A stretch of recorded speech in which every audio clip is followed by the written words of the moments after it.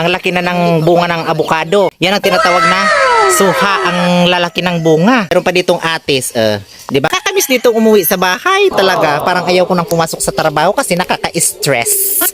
Parang gusto ko lagi akong stress-free. Guys, dito may papaya din dito, kaso wala nang bunga kasi nilagay ko kanina sa tinula. Nagluto ako kanina ng tinula.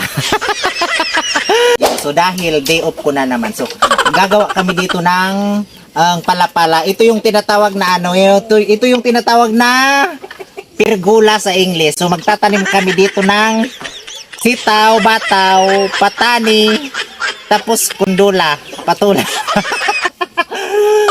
Tapos opot, kalabasa. So ito guys, nakikita ninyo yan. Diyan ko itatanim ang mga diyan ko itatanim ang mga gulay, sitaw, bataw, patani, upo at kalabasa.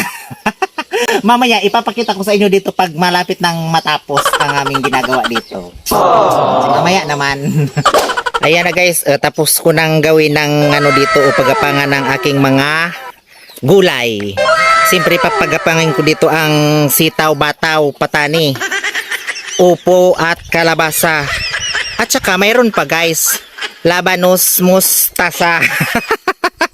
Tapos ito pa dito sa mga gilid na to dito yan, tinaniman ko pa diyan ng mga sitaw magkahilira yang mga sitaw diyan tapos ito naman diyan yang diyan yang upo na malaki, yung pinakamahaba na upo. Tapos ito guys, dito sa may na ito. Ito yung ito yung buhay na yan yang yan yang bang tawag dito, tangkwa sa Bicol. Ito ang tinatawag na kundol sa Tagalog. Yan. Winter tapos melon ito, sa English. dito pa guys, mayroon pa ditong mga ubi. Ako na pinagapang sa na ito. Sa bamboo stick na ito. Yan. Ito pa guys, mayroon pang dito, kundol pa rin yan. Tapos, ito, yan ang Chinese chicken guys. Tapos, ito naman ang lubi-lubi. Tapos, yun yung yun yung nagduduyan na yun yung animal.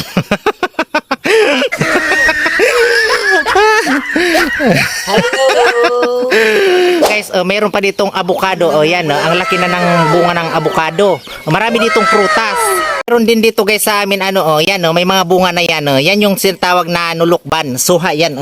Yan ang tinatawag na suha, ang lalaki ng bunga. Tapos ito pa ang laki. Yan ang laki ng ang laki ng bunga. Ang dami dito sa amin ganito may mga prutas-prutas dito. Ito yung mga guys, ito yung mga naunang tinanim ko na mga sitaw ang daming dito mga tinanim ako dito naggapang na siya Wow, ang ganda. Tapos pag na ito, nagbunga na ito dito na ako magpipitas-pitas ng mga ko gugulay-gulayin, di ba? Tapos yan, ito naman yung sa gilid yung mga halaman ko. Diyan yung mga nakatanim ko na mga halaman. Papunta doon, di ba? Makikita niyo yan, ang dami diyan. Magaganda na, buhay na siya. Yan ang mga to may may manok. Yan, alaga ko yan guys na manok na yan. Yan yung para yan yung para itlog ng pangsabong na manok. Tapos ito pa guys, meron pa ditong atis. 'Di ba makikita niyo yung ganda-ganda ng atis. Ang daming bunga ng atis ko na ding na tinanim dito. Yan may bunga pa ang atis dito Tapos ito pa, ayan makikita ninyo maliit pa lang siya, hindi pa masyadong malaki.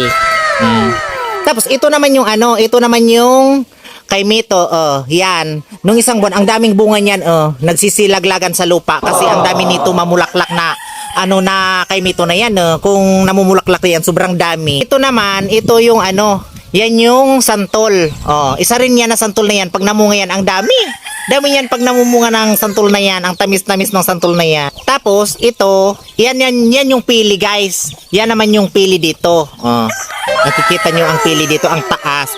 Siyempre, gumagamit ako ng panungkit pag gusto ko magpitas ng pili.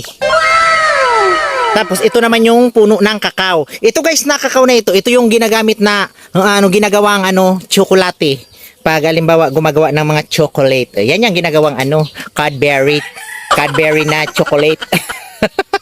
Yung buto ng kakao ginagawang chocolate. Tapos ito, iyan na nagduduyan na yan. Yan ang machete.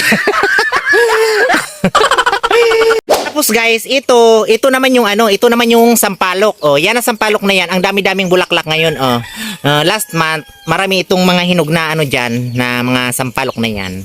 'Di ba? Ang dami ditong mga prutas-prutas, guys. Nakakamiss dito umuwi sa bahay talaga. Parang ayaw ko nang pumasok sa trabaho kasi nakaka-stress. Parang gusto ko lagi akong stress-free. So ayan guys, 'di ba? Pinakita ko sa inyo ang aking mga prutas-prutas dito. Tapos mamaya pagpapatuloy ko pa yung pagtanim ko ng mga gulay-gulay diyan, yung sigarilyas at mani, sitaw, bataw, patani, pundol at patula, 'di ba? Guys, dito may papaya din dito, kaso wala nang bunga kasi nilagay ko kanina sa tinula. Nagluto ako kanina ng tinula. Tapos guys, ito naman yung dito, ito naman yung may papaya pa dito. Tapos ito naman yung dito, pinagapan ko dito na mga passion fruit. Yan guys, ang mga passion fruit ko dito, Yan, tapos papagapangin ko papapunta diyan. Yan sa baba na yan, yan yung kalsada na papunta ng Pantaw, Libon, Albay, tapos diretso ng Alobo Airport. Tapos ito dito yung yan yung passion fruit ko, gumagapang na. Ang ganda nito pag na yan, pag papunta na yan doon, nagapang na yan papunta doon, Ang ganda na niyan tingnan kasi yung mga bunga dito lang, nagkaralay-kalay lang ang mga bunga niyan mamaya. Pag alimbawa, pinitas mo dito o diyan, mababa lang. Lalagyan ko pa yan ng marami pa diyan ng mga pagapangan. Guys, ito naman yung mangga. So ang dami-daming bunga nitong mangga na to, yan diyan sa taas, ang dami niyang bunga. Tapos ito pa guys, ito naman yung halaman ko na yellow bell. Ang ganda nito guys, 'di ba? Yan, ang ganda-ganda ng yellow bell na yan. Sige na guys, bye-bye na dahil babalik na ako sa trabaho na naman. Di pungal ni na niya, kulang ang day off. Buisit animal.